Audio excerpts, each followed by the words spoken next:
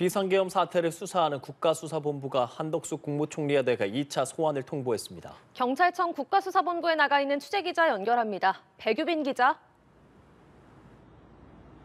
네, 경찰청 국가수사본부에 나와 있습니다. 국수본은 오늘 한덕수 국무총리에 대해 2차 소환 조사를 통보했다고 밝혔습니다.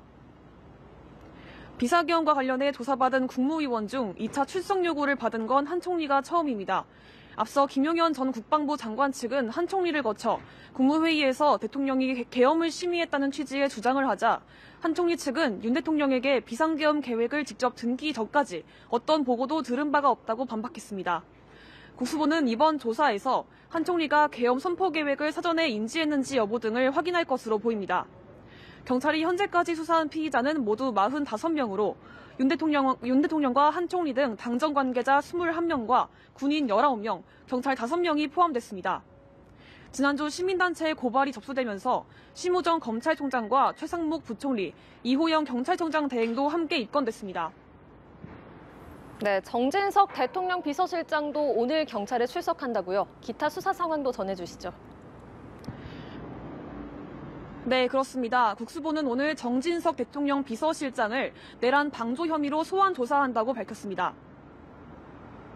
다만 정 실장의 출석 여부에 대해서는 알 수 없는 상황이라고 말했는데요. 앞서 정 실장은 오늘로 예정된 국회 운영위원회의 수사를 이유로 출석이 어렵다는 의사를 밝혀 경찰 출석을 시사한 바 있습니다.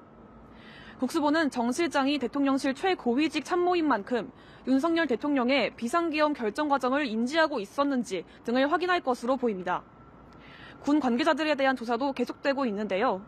국수본은 어제 비상계엄 당시 선관위에 군인을 배치한 혐의를 받는 정성우 방첩사 1처장을 소환 조사했습니다. 비상계엄 당시 우원식 국회의장 공관에 계엄군이 배치된 경위에 대해서도 수사를 이어가고 있습니다.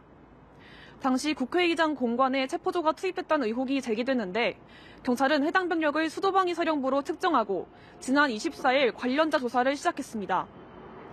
김용현 전 국방부 장관의 최측근으로 알려진 노상원 전 정보사령관의 수처 등에 대한 분석도 이어가는 가운데 노정 사령관에 대해 외환죄 혐의 적용도 검토하고 있다고 밝혔습니다. 국수본은 오늘 대통령 경호처에 압수수색을 거부한 구체적 사유를 소명해달라는 내용과 함께 자료 임의 제출을 요구하는 공문도 보냈습니다. 지금까지 경찰청 국가수사본부에서 연합뉴스TV 백유빈입니다.